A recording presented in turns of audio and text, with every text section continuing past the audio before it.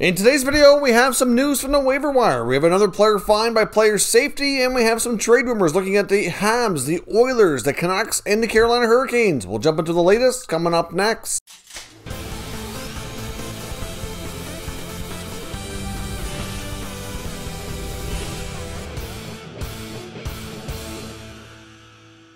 So welcome back to another video here at Top Shelf Hockey. Now, as I mentioned, we have a variety of things to discuss. First up, a couple of quick news tidbits here. We have Anton Strawman, who was on NHL waivers yesterday with the Florida Panthers, has indeed cleared just like we suspected. So obviously that gives the Panthers the ability to assign him to the taxi squad. They could put him to the minors, but more than likely he just goes to the taxi squad, gives them some roster flexibility. A portion of his contract can be buried that way as well. And obviously they'll see what happens. Doubtful that he gets traded later on. I mean, you never know, but with a contract the way he has, for another year, it just would be challenging for sure. So we'll see what happens, but no other players on waivers today.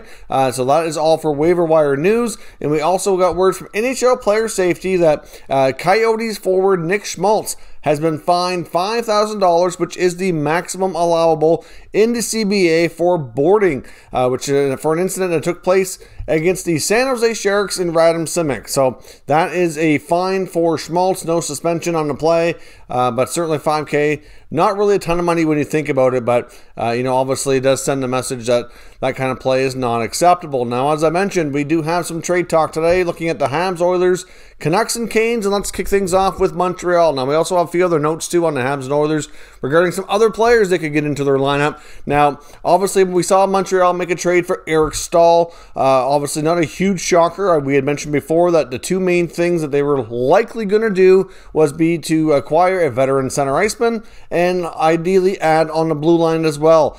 Clearly, they have one of those two things taken care of now. Once the quarantine rule was announced to be changing from 14 days down to 7, the deal came together relatively quick. Montreal was a team mentioned weeks back for Eric Staal, but there was a lot of teams interested.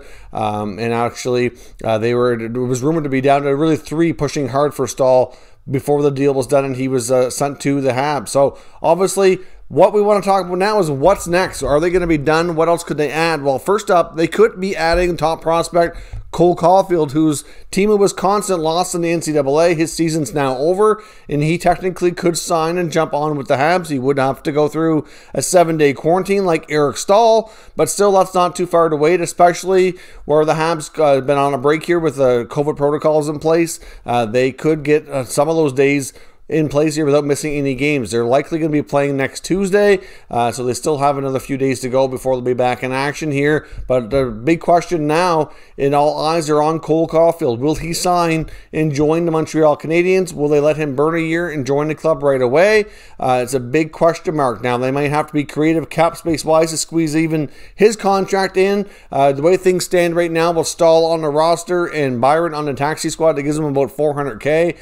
There is a lot of talk and speculation that Marc Bergevin is trying to create some cap space, so he probably would be trying to move a contract to do that, and we don't know exactly who it is. It's rumored that it could be either Lehkonen or Byron or something to that effect, but we'll have to wait and see what happens. I mean, Marc Bergevin did do a press conference earlier today. He was asked a lot of questions, and he again went on to say that he was likely done. He wouldn't be busy at the trade deadline. And we just heard the same rhetoric from him just a few days ago when he turned around and traded for Eric Staal right after. Now, even when he said it, he kind of said it with a little bit of I would call a smirk on his face. So, but he was actually pressed a few times by questions with us. And I want to show you one of the Marc Bergevin quotes from this press conference, just to give you an idea of what I've said here numerous times, just to kind of get the point across here that you can't always take a GM's comments at face value here. So I'll put it up on the screen and read through it. So Bergevin was quoted as saying today that I don't think it's in the best interest of the Habs to sit in front of cameras and lay out everything I'm trying to do.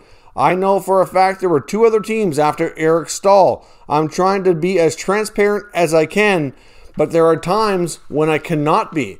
So that just goes to show you what I've said numerous times. Just because you hear a GM make comments, it doesn't mean that's, the absolute gospel truth and that's what he's going to do. I mean, they're not going to tell you their plans in front of the cameras. And it kind of tips a cap to the competitors out there and what their moves are going to be. So, for him to say he's done, but then he also kind of said, anything's possible. If I can improve my team, I will. So yes, the Habs are rumored to be looking for a defenseman. And just because Bergevin said he was likely done, that really doesn't mean much of anything. So who could he be looking at? Well, there's a lot of talk about Mattias Ekholm, which is going to be challenging. Tons of competition to get him. But they do have the assets to make it work. They could likely send Victor Mete back as a young defenseman. Maybe Nashville takes on one of their contracts to create the space, like a Byron or a Lehkonen, and they have all kinds of draft choices they can move. They still have 12 for the upcoming draft. They have lots of great prospects. Obviously, Caulfield would be likely off the table, but they could make it work.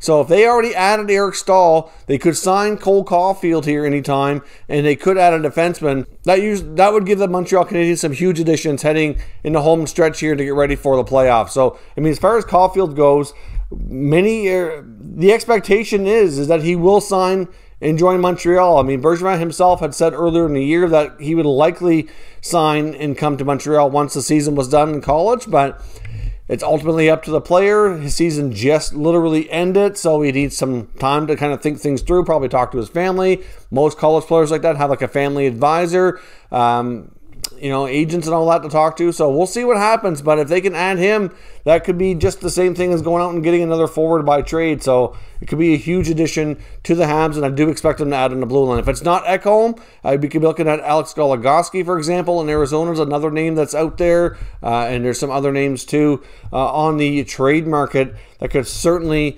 be of interest to the Montreal Canadiens. Depending on the price tag, depending on the cap hit, of course, a lot of that's up in the air, but I do expect Montreal to add on the back end. Now, jumping to the Edmonton Oilers. Now, they also have a young college star in Dylan Holloway, whose season's ended now as well. He could be signing with the Oilers. They could be certainly adding him into the mix, which would give them a jolt of energy. But it's also known that the Oilers really want to add a right shot bottom six center iceman. That's kind of what they're mainly looking for here. Frank Cervelli of TSN said that he does expect the Oilers to have a relatively quiet deadline, but that they're going to be shopping for very, very specific type of player. So if you look at right shot centermen, there's a few of them that's been mentioned in the trade market that could be available for the right price. Basically, what they're looking for is what they were hoping Kyle Turris would turn out to be when they signed him to what many thought, myself included, could be a bargain contract. After getting bought out in Nashville, he signs with the Oilers for much less than what he was making before. I thought it'd be a great deal, but he's put up 4 points in 21 games or something. He's been scratched a few times. He just really hasn't worked out. He doesn't seem to be the same player, which is really unfortunate. If you look back to his days in Ottawa, he was that right shot center who was really good in the face-off circle and put up a good amount of points. You could bank on him for about 60 points or more. He was a solid hockey player and was a top six center for quite a stretch there. So to be at number 3 now, you think would be doable with less minutes, a little less responsibility, but a little bit more defensive style, which was something he was already pretty good at. But his game is really fallen off here, so we'll see what they do. But the names out there that the Oilers are likely looking at are Luke Glendening of the Red Wings, the top face-off guy in the league, fairly cheap contract, somebody Ken Holland's familiar with from his days in Detroit as well. So there's that connection. That could be an easy move, wouldn't probably cost a whole lot. There's Brandon Sutter, of course, in the North Division with the Vancouver Canucks. The Canucks may not be sellers right away, but I suspect they will be by the time we get to the deadline. Sutter's a pending UFA. I don't see him re-signing in Vancouver, so it makes sense they would move him to get whatever asset they could. So that's a possibility. And then there's also Travis Zajac, which I think is less likely, but his name was mentioned as well as a potential target, given his long-time tenure in the NHL. Obviously, he has a good reputation for what he could do the same sort of job, but he's going to be a little bit more expensive, higher contract. I think it's less likely that we see that. I think Glendening or Sutter are the main two that the Oilers would be looking at. I do think they could have been one of the teams looking at Eric Stahl as well, but that's obviously not an option any longer. But I'm not sure if they would try to include Kyle Turris in any trade going out. It is possible. Wouldn't be shocking because he's on a short-term deal, but he does have one more year left, so it could complicate things for sure. But the Oilers will be busy. And speaking of the Canucks and Brandon Sutter, I also wanted to touch on Tanner Pearson. Now, We know that Jim Benning made comments a few weeks ago indicating that Tanner Pearson wasn't a sure thing to be traded. He wanted to speak to him and his agent in his camp to see if they could talk about a contract extension, to consider keeping the winger, who's been a fairly decent player, good productive guy since they picked him up. And it wasn't a clear-cut, for sure thing that he'd be leaving the team. I mean, obviously they're going to have their cap situation in the offseason be, a difficult thing to maneuver around. They're going to have some big deals to work out for guys like Pettersson and Hughes. So, keeping Pearson might be tricky, but they wanted to explore the idea. But the reports are now indicating that as of this point, all these weeks later, that there's been no talks. Benning hasn't talked to Pearson's camp. There's been no contract offers made. So considering how far along we are and none of that's even taking place, I do think the odds of a trade happening are much, much greater now. It's also been reported Pearson could be back a little sooner as well from injury, which will certainly help everybody's case, and certainly the teams acquiring him would be more comfortable. But I know Pearson's name has been out there to a variety of teams looking for a good solid middle six depth forward. So I'm not going to link him to any teams here today per se. I know at one point it was mentioned about maybe the Leafs, but I don't really see him being the ideal guy for Toronto, but I could see them maybe circling back on him if some of the other guys like Granlund or Hall or some of the other forwards that they've been rumored to be looking at don't work out. So we'll see.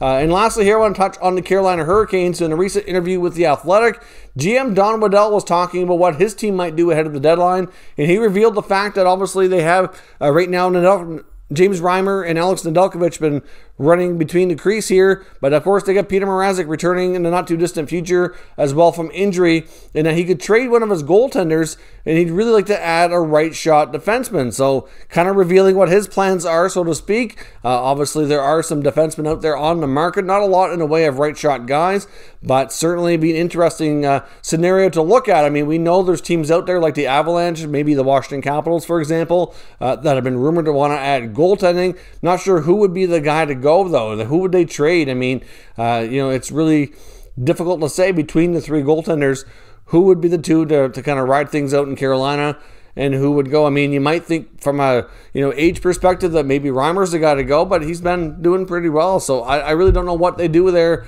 in that sense. And of course, they have to look at their long-term plans and see who they're planning on keeping around as well. So we'll see. But Carolina could be a team to move a goalie if they can find that right defenseman to add into their mix as well. So let me know your thoughts on everything discussed here today down in the comments. We'll discuss further. If you're new to the channel, consider subscribing, turning on your notifications. We'll keep you up to date with all the latest news heading into the trade deadline for all 31, soon to be 32 NHL teams. Thank you for watching, and I will catch you all next time.